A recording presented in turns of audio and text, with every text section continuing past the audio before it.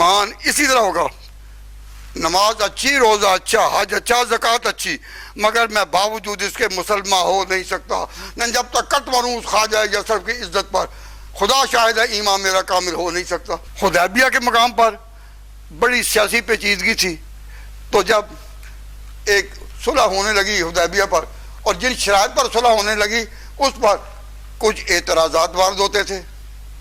حضرت عمر رضی اللہ تعالیٰ عنہ نے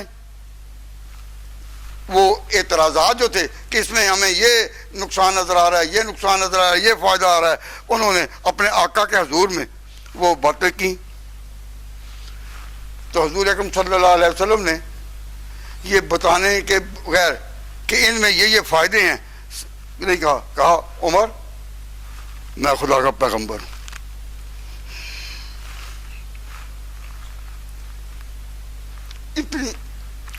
اتنی آواز دی میں خدا کا پیغمبر ہوں، بس حضرت عمر چپ کہ ٹھیک ہے۔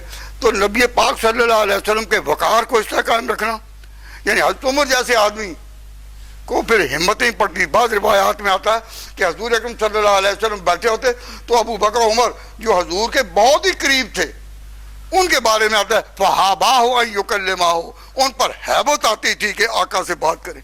کس طرح بات کریں؟ مناسب وقت ہے یا نہیں، مناسب ادا ہے یا نہیں، مناسب صورت ہے یا نہیں۔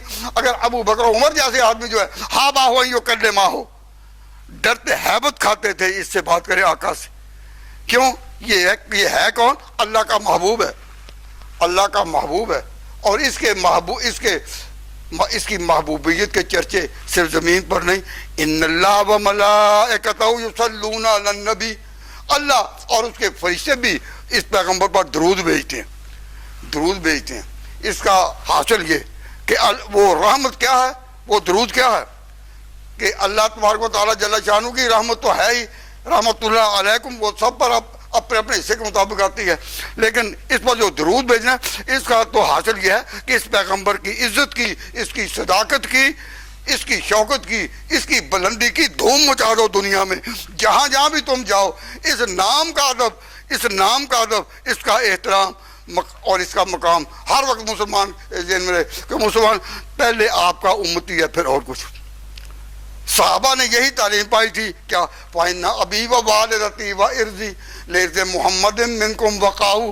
تو مسلمانوں کے ہاں تو ایمان اسی طرح ہوگا، نماز اچھی، روزہ اچھا، حج اچھا، زکوٰۃ اچھی، مگر میں باوجود اس کے مسلمان ہو نہیں سکتا، نہ جب تک کٹ مروں اس خواجہ یسرف کی عزت پر، خدا شاہد ہے ایمان میرا کامل ہو نہیں سکتا۔